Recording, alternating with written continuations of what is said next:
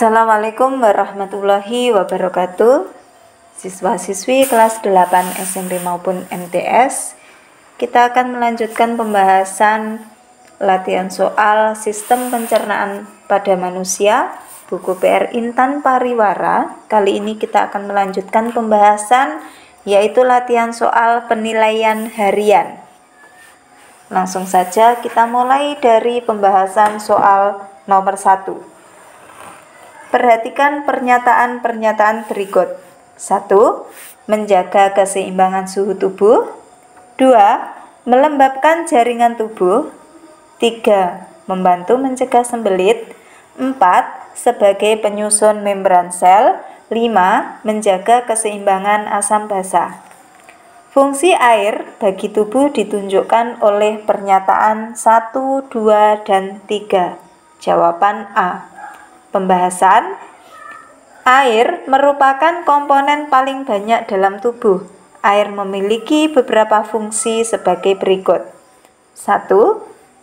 Menjaga keseimbangan suhu tubuh. 2. Melembabkan jaringan tubuh seperti pada jaringan mulut, mata, dan hidung. 3. Melindungi organ vital tubuh dan jaringan tubuh. 4. Membantu mencegah sembelit. 5. Mengurangi beban kerja ginjal dan hati dengan membuang kotoran keluar dari tubuh. 6. Melumasi persendian. 7. Membawa nutrisi dan oksigen ke seluruh sel tubuh. Sementara itu, sebagai penyusun membran sel, pada pernyataan yang keempat itu adalah fungsi dari lemak. Menjaga keseimbangan asam basa. Pada pernyataan 5, itu adalah fungsi dari karbohidrat. 2. Perhatikan tabel jumlah kalori berikut. Silahkan kalian perhatikan tabel yang nampak pada layar untuk soal nomor 2. Menu sarapan Novi terdiri atas 200 gram nasi goreng, 150 gram perkedel kentang, 50 gram pepaya, dan 150 gram rempeyek kacang. Berdasarkan informasi pada tabel, jumlah kalori yang terdapat dalam menu sarapan Novi sebesar 1491,5 kalori. Jawaban A. Pembahasan dapat kalian lihat pada layar dengan penjelasan sebagai berikut. Menu sarapan Novi yang pertama 200 gram nasi goreng itu menghasilkan 534 kalori. Dari mana dapatnya 534 kalori? Itu dari perhitungan nasi goreng itu setiap 100 gramnya mengandung 267 kalori, sehingga kalau 200 gram maka tinggal kita kalikan 2, 267 kita kalikan 2 sehingga hasilnya adalah 534. Kemudian menu yang kedua 150 gram perkedel kentang menghasilkan 184,5 kalori.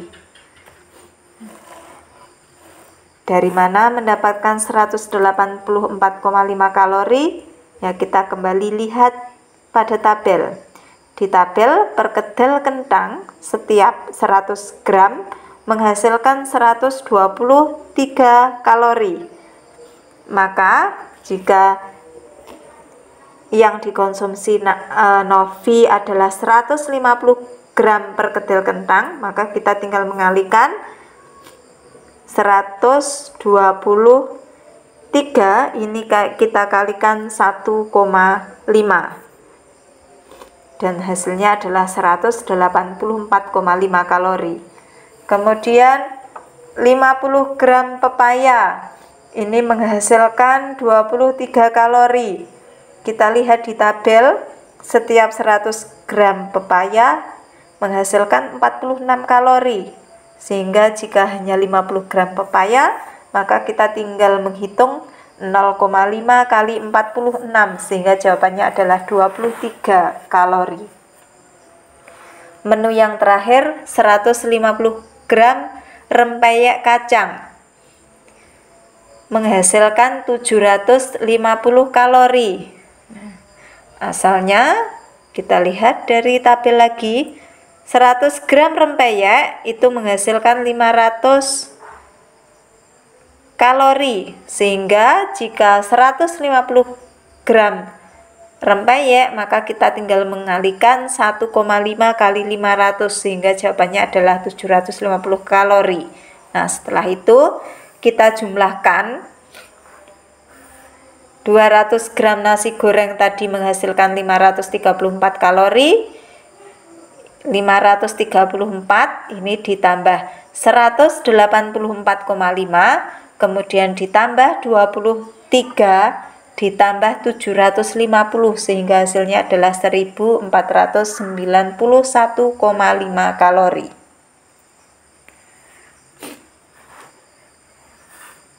Soal nomor 3, perhatikan tabel berikut. Silahkan diperhatikan tabel. Di sana ada tabel jenis nutrisi, kemudian fungsi dan sumber makanan.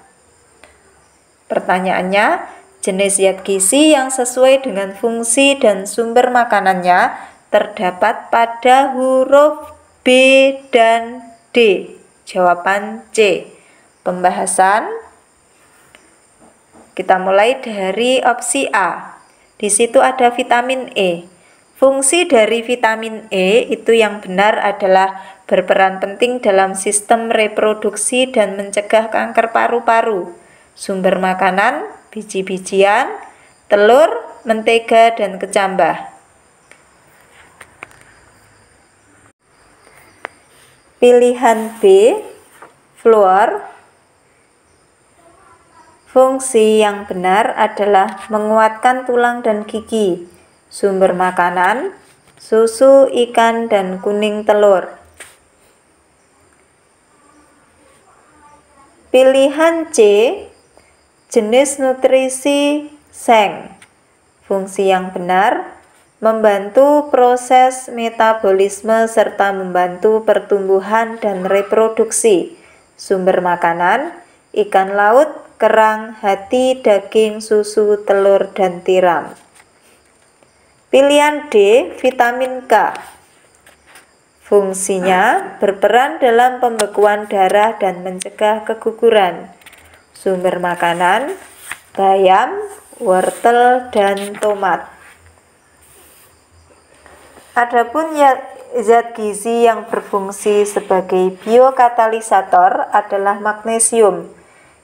Magnesium terdapat dalam susu, daging, padi-padian, dan sayuran. Soal nomor 4. Hasil uji kandungan zat gizi dari beberapa jenis bahan makanan dituliskan dalam tabel berikut. Silahkan perhatikan pada tabel.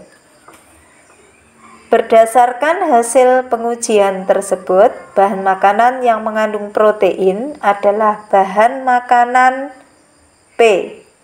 Jawaban A. Pembahasan. Larutan biuret digunakan untuk menguji kandungan protein dalam bahan makanan. Jika bahan makanan mengandung protein, ditetesi larutan biuret akan berubah warna menjadi ungu. Sementara itu, larutan benedik digunakan dalam menguji kandungan glukosa dalam bahan makanan. Jika bahan makanan yang mengandung glukosa ditetesi reagen benedik, akan berubah warna menjadi hijau, kuning, orange, atau merah bata dan terbentuk endapan. Jadi, bahan makanan P mengandung protein, sedangkan bahan makanan Q, R, dan S mengandung glukosa. Apabila menunjukkan warna merah bata, berarti kandungan glukosanya makin banyak. Sementara itu, jika menunjukkan warna hijau atau kuning, berarti kandungan glukosanya rendah. Soal nomor 5. Kelompok bahan makanan berikut yang berfungsi mencegah penyakit gondok yaitu ikan laut, garam beriodium, dan tiram. Jawaban C. Pembahasan. Penyakit gondok ditandai dengan adanya pembengkakan kelenjar tiroid karena kekurangan yodium dalam tubuh. Dengan mengonsumsi makanan yang mengandung banyak yodium, dapat mencegah terjadinya penyakit gondok. Makanan beryodium banyak terdapat pada makanan hasil laut seperti ikan laut dan tiram. Selain itu, garam yang berasal dari laut juga mengandung yodium yang tinggi. Sementara itu, bayam mengandung banyak zat besi yang berfungsi mencegah penyakit anemia. Wortel mengandung banyak vitamin A yang berfungsi mencegah penyakit rabun senja.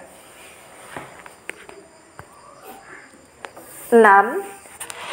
Putri mengalami gejala seperti mudah lelah, tidak nafsu makan, kaki sering kesemutan, dan terjadi pembengkakan di kaki. Setelah dilakukan pemeriksaan, ternyata Putri mengalami defisiensi vitamin. Berdasarkan hasil pemeriksaan, kemungkinan penyakit yang diderita Putri beserta jenis vitamin yang dibutuhkan adalah beri-beri dan vitamin B. Jawaban D. Penjelasan: penyakit beri-beri merupakan kelainan yang terjadi karena tubuh kekurangan vitamin B. Penderita beri-beri mengalami gejala seperti nafsu makan hilang, merasa lelah, kaki sering kesemutan, jantung sering berdebar-debar, dan terjadi pembengkakan di kaki. Oleh karena itu, penderita beri-beri dianjurkan mengonsumsi banyak makanan yang mengandung vitamin B, misalnya kacang hijau. Sementara itu, riketsia merupakan kelainan atau kecacatan tulang pada anak-anak akibat kekurangan vitamin D. Rakitis merupakan gangguan pada tulang yang ditandai dengan tulang kaki berbentuk huruf X atau O. Gangguan ini disebabkan kurangnya vitamin D. Penyakit ini menyebabkan tulang menjadi lunak dan mudah patah, rendahnya kadar kalsium dalam darah, berat badan menurun, serta kejang otot. Skorbut merupakan degenerasi kulit, gigi, dan pembuluh darah akibat kekurangan vitamin C yang ditandai dengan gusi mudah berdarah, gigi mudah goyah, dan penyembuhan luka berlangsung lama.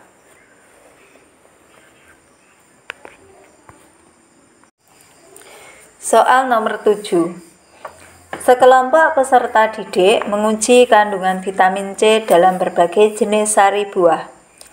Percobaan dilakukan dengan meneteskan sari buah pada larutan iodin, kemudian dihitung jumlah tetesan yang diperoleh hingga iodin berubah warna. Hasil uji tersebut ditunjukkan dalam tabel berikut. Silahkan kalian perhatikan tabel pada soal nomor 7. Berdasarkan hasil tersebut, penderita sariawan sebaiknya mengkonsumsi sari buah B. Jawaban B. Penjelasan: untuk menguji kandungan vitamin C dalam bahan makanan, dapat dilakukan menggunakan larutan iodin. Larutan iodin berwarna kecoklatan. Jika larutan iodin ditetesi dengan ekstrak makanan yang mengandung vitamin C, warna larutan akan memudar dan lama-kelamaan mengalami perubahan warna. Jumlah tetesan yang diperlukan hingga warna iodin mengalami perubahan warna tergantung besarnya kandungan vitamin C pada bahan makanan yang diuji. Makin besar kandungan vitamin C dalam suatu bahan makanan, jumlah tetesan yang diperlukan untuk mengubah warna larutan iodin makin sedikit. Begitu pula sebaliknya. Makin sedikit kandungan vitamin C dalam suatu bahan makanan, jumlah tetesan yang diperlukan untuk mengubah warna iodin makin banyak. Vitamin C merupakan asam askorbat yang memiliki sifat dapat merusak warna iodin. Pencampuran vitamin C ke dalam larutan iodin yang berwarna coklat dapat mengubah warna coklat iodin menjadi kuning. Makin besar kandungan vitamin C, kandungan asam askorbatnya juga makin tinggi, sehingga dapat mengubah warna dengan cepat. Dengan demikian, kandungan vitamin C paling besar terdapat dalam sari buah B. Penyakit sariawan merupakan gangguan yang terjadi akibat kekurangan vitamin C. Oleh karena itu, penderita sariawan sebaiknya mengonsumsi sari buah B untuk mencukupi kebutuhan vitamin C dalam tubuh. Soal nomor 8. Seorang balita mengalami gizi buruk yang ditandai dengan penurunan berat badan dan tinggi badan yang tidak sesuai dengan umurnya. Setelah dilakukan pemeriksaan, dokter mengatakan bahwa balita tersebut mengalami malabsorpsi makanan. Berdasarkan kasus tersebut, proses pencernaan yang mengalami gangguan beserta faktor penyebabnya adalah penyerapan sari-sari makanan karena terjadinya infeksi parasit pada permukaan usus halus. Jawaban A. Pembahasan. Gejala yang terjadi pada balita tersebut merupakan indikasi terjadinya gangguan di usus halus. Usus halus merupakan saluran yang terbagi menjadi 3 bagian, yaitu duodenum, jejunum, dan ileum. Proses penyerapan sari-sari makanan terjadi di dalam usus penyerapan atau ileum. Apabila usus halus mengalami infeksi parasit dapat mengganggu proses penyerapan sari-sari makanan. Akibatnya, sari-sari makanan tidak dapat diserap sempurna dan memicu terjadinya gizi buruk yang ditandai dengan penurunan berat badan dan terhambatnya pertumbuhan sehingga mengakibatkan penderita gizi buruk mempunyai berat badan dan tinggi badan yang tidak sesuai dengan umurnya. Sementara itu, terganggunya proses perombakan protein menjadi pepton oleh enzim pepsin karena adanya iritasi pada lambung mengindikasikan terjadinya gangguan gastritis. Terganggunya pembentukan feses di usus besar karena peningkatan jumlah bakteri Escherichia coli mengindikasikan terjadinya gangguan diare. Penyerapan kadar air yang berlebihan di dalam usus besar karena kurang mengonsumsi makanan berserat dapat menyebabkan konstipasi atau sembelit. Soal nomor 9. Eva mempunyai berat badan sebesar 45 kg dengan tinggi badan 158 cm. Berdasarkan indeks massa tubuhnya, Eva digolongkan agak kurus. Jawaban B. Penjelasan. Berdasarkan hasil indeks massa tubuh atau biasanya disingkat dengan IMT, dapat diketahui bahwa Eva dikategorikan agak kurus. Adapun perhitungan IMT-nya adalah sebagai berikut. Silahkan kalian perhatikan. IMT merupakan hasil bagi antara massa tubuh dibagi dengan hasil perkalian antara tinggi tubuh dan dikalikan dengan tinggi tubuh atau tinggi tubuh kuadrat. Dari data tadi berarti dapat kita simpulkan perhitungannya. Jadi massa tubuhnya tadi 45 kg dibagi dengan 1,58 karena tinggi badannya harus kita ubah ke dalam satuan meter. Jadi 1,58 kali 1,58 sehingga kalau kita lakukan perhitungan akan menghasilkan 18,07.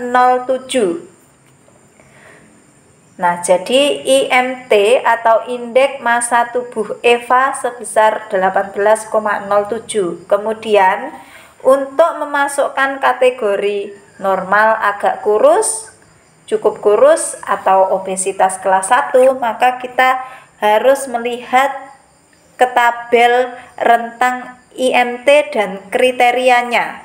Nah, rentang IMT dan kriterianya dapat dilihat pada tabel.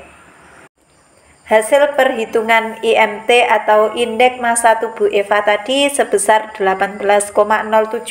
Kalau kita lihat ke tabel rentang IMT dan kriterianya, maka tergolong ke dalam kategori agak kurus. Soal nomor 10.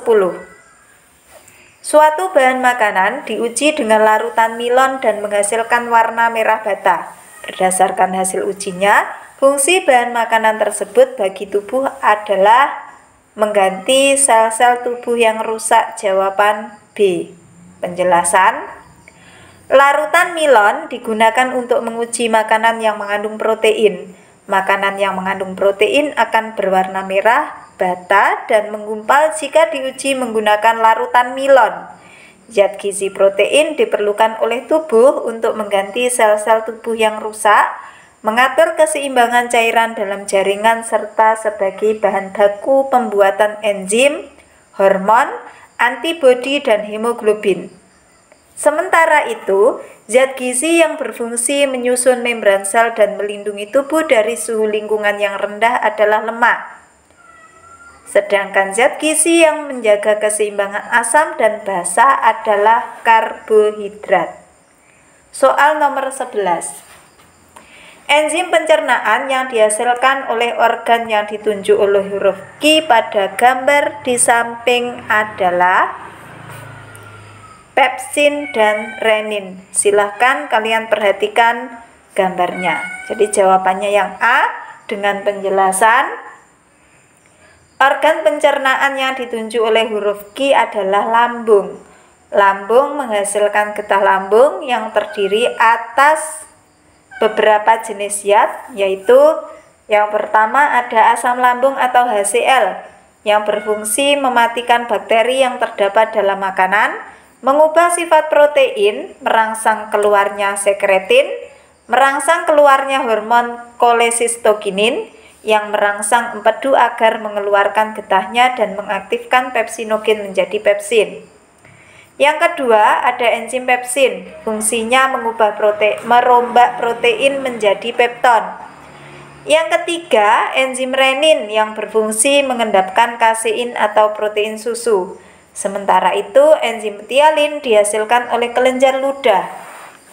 Enzim amilase dan lipase dihasilkan oleh kelenjar pankreas, dan enzim lipase juga dihasilkan oleh kelenjar yang terdapat pada dinding usus halus. 12. Suatu organ pencernaan berperan dalam proses pencernaan makanan secara kimiawi. Salah satunya untuk merubah lemak menjadi asam lemak dan gliserol. Berdasarkan uraian tersebut, organ pencernaan yang dimaksud adalah usus halus. Jawaban C. Penjelasannya, usus halus merupakan saluran terpanjang pada sistem pencernaan dengan panjang sekitar 6-8 meter. Di dalam usus halus terjadi proses pencernaan lemak menjadi asam lemak dan gliserol oleh bantuan enzim lipase. Selain itu, di usus halus juga terjadi pencernaan karbohidrat oleh enzim sukrase, maltase, laktase, dan disakarase, dan protein oleh enzim erepsin dan peptidase. Sementara itu, hati merupakan kelenjar terbesar dalam tubuh. Sel hati menghasilkan getah empedu yang berfungsi mengemulsikan lemak. Di dalam lambung terjadi pencernaan mekanis oleh otot polos pada lambung. Selain itu, di lambung juga terjadi pencernaan kimiawi oleh enzim renin yang mengendapkan kasein atau protein susu dan enzim pepsin yang merombak protein menjadi pepton. Di rongga mulut terjadi pencernaan secara mekanis dan kimiawi. Pencernaan secara mekanis dilakukan oleh gigi dan lidah, sedangkan pencernaan kimiawi dilakukan oleh kelenjar ludah yang menghasilkan enzim metialin. Soal nomor 13. Perhatikan ciri gangguan sistem pencernaan berikut. 1. Usus besar menyekresi air yang terlalu banyak. 2. Feses menjadi kering dan keras. 3. Usus besar mengabsorpsi air secara berlebihan. 4. Terjadi infeksi pada umbai cacing. Gejala konstipasi ditunjukkan oleh angka 2 dan 3. Jawaban C. Pembahasan. Konstipasi atau sembelit terjadi karena adanya penyerapan atau absorpsi air yang berlebihan pada sisa makanan di usus besar. Akibatnya, feses menjadi kering dan keras sehingga sulit dikeluarkan. Sementara itu, usus besar menyekresi air terlalu banyak merupakan gejala diare. Terjadi infeksi pada umbai cacing merupakan gejala apendisitis. Soal nomor 14. Sania mengkonsumsi suatu jenis makanan. Makanan tersebut mengandung zat gizi yang mengalami proses pencernaan kimiawi pertama kali di organ mulut. Kemungkinan jenis makanan yang dikonsumsi Sania adalah jagung rebus. Jawaban A. Pembahasan. Zat gizi yang mengalami pencernaan kimiawi pertama kali di mulut adalah karbohidrat. Dengan demikian, kemungkinan makanan yang dikonsumsi oleh Sania adalah jagung rebus karena mengandung karbohidrat. Di dalam mulut, jagung rebus akan dicerna secara kimiawi oleh enzim petialin yang berfungsi merombak amilum menjadi maltosa. Sementara itu, putih telur mengandung protein yang akan dicerna pertama kali di lambung oleh enzim pepsin. Alpukat dan keju mengandung lemak yang akan dicerna pertama kali di dalam usus halus oleh enzim lipase. 15. Saat mengunyah makanan, dianjurkan untuk melakukannya sebanyak 33 kali dengan tujuan mengoptimalkan kerja enzim petialin dalam merombak amilum menjadi maltosa. Jawaban D. Penjelasan. Kegiatan mengunyah makanan perlu dilakukan sebanyak 33 kali agar makanan berukuran kecil dan tekstur menjadi lebih lunak. Makanan dalam keadaan tersebut dapat mempermudah kerja enzim-enzim pencernaan untuk mengubah zat makanan menjadi molekul yang dapat diserap tubuh. Kegiatan ini dapat membantu proses pencernaan secara kimiawi di dalam mulut yang dilakukan oleh enzim petialin dalam merombak amilum menjadi maltosa. Adapun perombakan protein menjadi asam amino dilakukan oleh enzim pepsin di dalam organ lambung. Proses pencernaan makanan yang dibantu oleh kontraksi otot polos sehingga menghasilkan gerak peristaltik terjadi di kerongkongan dan lambung. Sementara itu, penyerapan sari-sari makanan terjadi di dalam usus halus. Soal nomor 16. Pencernaan kimiawi yang berlangsung pada bagian yang ditunjuk oleh huruf X pada gambar di samping adalah pengubahan lemak menjadi gliserol dan asam lemak. Jawaban D. Penjelasan. Organ yang ditunjuk huruf X adalah usus halus. Di dalam usus halus terjadi proses pencernaan secara kimiawi dengan bantuan enzim. Sebagai contoh, proses pengubahan lemak menjadi gliserol dan asam lemak oleh enzim lipase. Enzim lipase dihasilkan oleh kelenjar pankreas dan kelenjar yang terdapat pada dinding usus. Sementara itu, proses perombakan protein menjadi pepton dibantu oleh enzim pepsin yang berlangsung di lambung. Pengaturan kadar air pada sisa makanan berlangsung di usus besar. Pengadukan gumpalan makanan menjadi kim, termasuk proses pencernaan mekanis yang berlangsung di lambung. Soal nomor 17. Makanan yang berada di lambung akan bercampur dengan asam lambung sehingga makanan menjadi asam. Ketika makanan tersebut masuk ke usus halus, keasaman tersebut akan dinetralkan oleh natrium bikarbonat yang dihasilkan oleh pankreas. Jawaban C. Penjelasan. Hasil pencernaan makanan di lambung akan menghasilkan bubur makanan atau kim yang bersifat asam. Sifat asam ini dikarenakan makanan bercampur dengan asam lambung atau HCl. Di dalam usus halus, sifat asam ini akan dinetralkan oleh natrium bikarbonat yang dihasilkan oleh pankreas. Sementara itu, cairan empedu yang dihasilkan oleh hati berfungsi mengemulsikan lemak. Enzim amilase yang dihasilkan oleh pankreas berfungsi merombak amilum menjadi glukosa. Enzim enterokinase yang dihasilkan dinding usus berfungsi untuk mengaktifkan tripsinogen yang dihasilkan pankreas. Soal nomor 18.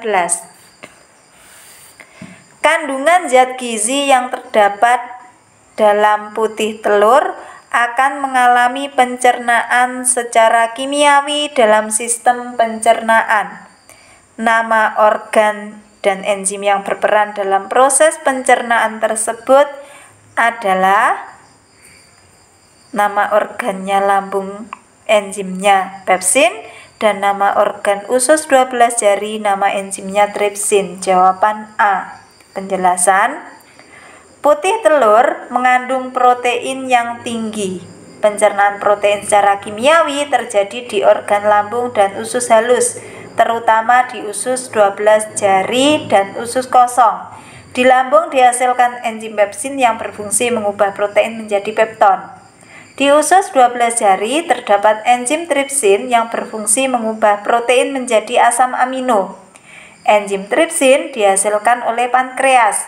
Selain itu, di usus kosong juga terjadi pencernaan protein oleh enzim erepsin yang mengubah pepton menjadi asam amino dan peptidase yang mengubah polipeptida menjadi asam amino. Sementara itu, di mulut tidak terjadi pencernaan protein, melainkan terjadi pencernaan amilum menjadi maltosa oleh enzim petialin yang dihasilkan oleh kelenjar ludah. Soal nomor 19. Pada permukaan usus penyerapan atau ileum terdapat struktur berlipat yang membentuk lekukan. Struktur berlipat tersebut berfungsi untuk mengoptimalkan penyerapan zat makanan. Jawaban D. Penjelasannya: struktur berlipat yang terdapat pada usus penyerapan atau ileum disebut jonjot usus atau villi. Villi berfungsi untuk memperluas permukaan usus sehingga proses penyerapan zat makanan berlangsung lebih optimal. Sementara itu, pada ileum tidak berlangsung proses pencernaan secara mekanis. Pencernaan kimiawi pada ileum dilakukan dengan bantuan enzim yang disekresikan oleh dinding usus. Soal nomor 20. Perhatikan gambar struktur gigi berikut. Silakan kalian perhatikan gambar pada soal nomor 20. Pernyataan yang tepat mengenai gigi yang ditunjuk huruf X pada gambar adalah gigi tersebut mempunyai tekanan paling besar karena luas permukaannya paling kecil. Jawaban A. Penjelasannya: dalam ilmu fisika, keterkaitan antara gaya, tekanan, dan luas permukaan dapat dinyatakan dengan persamaan P sama dengan F dibagi A, di mana P adalah tekanan, F adalah gaya, dan A adalah luas permukaan. Berdasarkan persamaan tersebut, dapat diketahui bahwa semakin kecil permukaan suatu benda, tekanan yang ditimbulkan akan makin besar. Begitu juga sebaliknya. Ada 3 jenis gigi, yaitu gigi seri, gigi taring, dan gigi geraham. Urutan luas permukaan gigi dari yang terkecil adalah gigi taring, gigi seri, dan gigi geraham. Jadi, dengan gaya yang besarnya sama, urutan tekanan yang dihasilkan saat mengunyah makanan dari yang terbesar adalah gigi taring, gigi seri, dan gigi geraham. Kondisi ini sesuai dengan fungsi ketiga jenis gigi. Gigi taring fungsinya merobek dan mengoyak makanan sehingga membutuhkan tekanan paling besar. Gigi seri berfungsi memotong makanan sehingga membutuhkan tekanan yang tidak terlalu besar. Adapun gigi geraham berfungsi menghaluskan makanan sehingga tekanan yang dihasilkan paling kecil. Gambar pada soal yang ditunjukkan oleh huruf X adalah gigi taring. Dengan demikian, pernyataannya tepat adalah gigi tersebut mempunyai tekanan paling besar karena luas permukaannya paling kecil. Demikian tadi pembahasan latihan soal penilaian harian pada bab Sistem Pencernaan pada Manusia, buku PR Intan Pariwara. Tetap ikuti Asmagama Channel untuk mendapatkan pembahasan soal yang lainnya. Semoga bermanfaat. Assalamualaikum warahmatullahi wabarakatuh.